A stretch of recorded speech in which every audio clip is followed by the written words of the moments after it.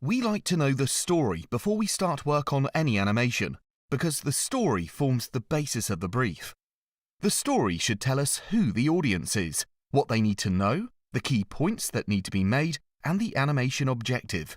The script can then be written to tell that story, which, when honed to a concise read, we then take and begin to list all the images we will need to draw. This list of potential illustrations is then grouped into sections we call sheets, containing multiple illustrations, a bit like the chapters in a book.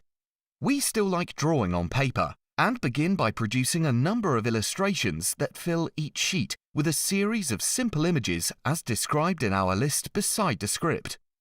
We will work quite quickly, producing rough sketches from memory or using other visual references during this process.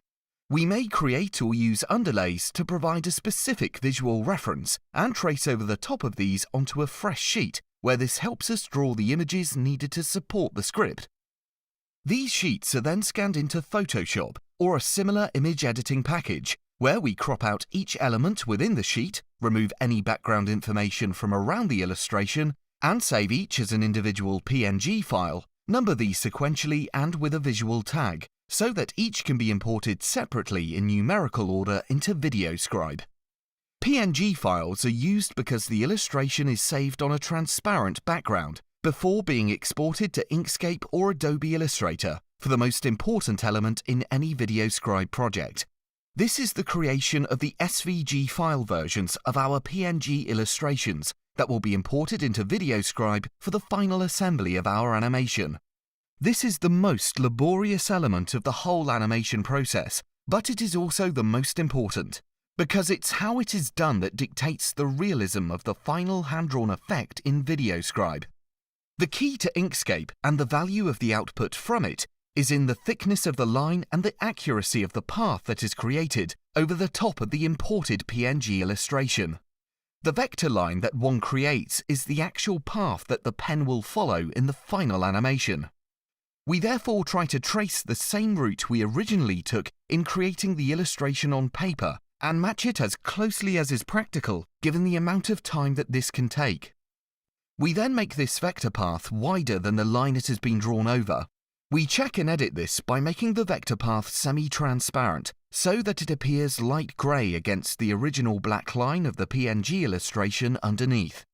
We alter the line thickness in the path that was first drawn to achieve a smooth track that completely covers the line below before making it completely transparent and saving it as an SVG. Getting the right path thickness can be quite tricky when the lines in the illustration are quite close to one another, and the vector line path, if made too wide, risks revealing multiple lines as it travels, and so makes the final effect in VideoScribe a little less realistic. Once all our PNG images have been doctored and saved as SVGs, we can open the VideoScribe application and begin to create our whiteboard animation. We will also have recorded the supporting audio track by having our original script read by a professional voice and saved this as an MP3 audio file. We love VideoScribe because by the time we get to this stage, the project is almost complete and Sparkle software does all the hard work. It is simply a matter of creating a new scribe, importing everything we have previously created in sequence, adjusting the timings of the hand-drawn reveal or the position of the illustrations on each sheet, and timing these to suit the audio track.